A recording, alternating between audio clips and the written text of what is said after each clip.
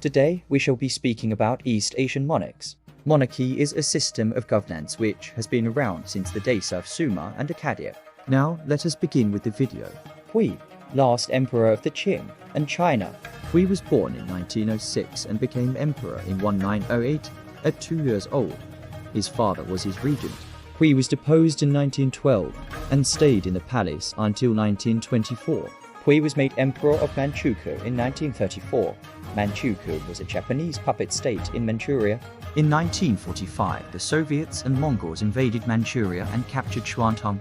Chinese communist soldiers captured Wanrong and put her in display where she starved to death.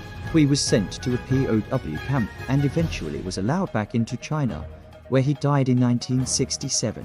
When Hui was in the POW camp, Chiang Kai-shek wanted Hui to be sent to China to be shot. This never happened as the Soviets refused. This saved Hui's life. Hui had a pretty tragic life. From emperor of a land which spanned from Mongolia to South China, to a normal citizen in a communist nation. In 1911, Mongolia declared independence from the Qing, which fell a few months later. The Bogd Khan was chosen to be the king. He was born in Tibet in 1869. After he was recognized as the incarnation of Bogd Gegan, he was sent to Urga. In 1921, there was a communist revolution in Mongolia. The Bogd Khan was put under house arrest. The Bogd Khan died in 1924. This led to the end of the monarchy. Sunjong was the second and last emperor of the Korean Empire and the last monarch of Korea. He was born in 1874 to Gojong, who founded the Korean Empire in 1897 and was its first monarch. Sunjong became emperor in 1907 after his father was deposed by order of the Japanese Empire.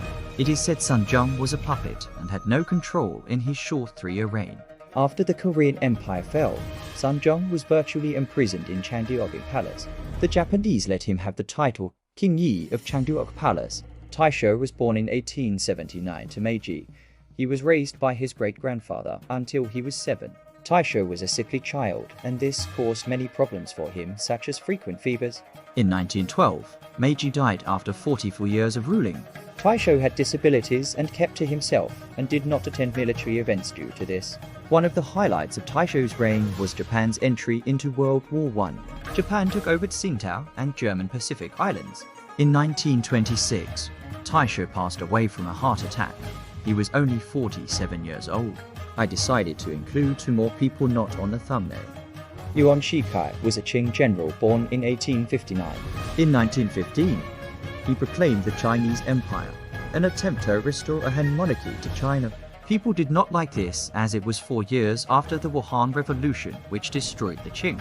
In 1916, Yuan Shikai abdicated and died shortly after, ending the Hongxing monarchy.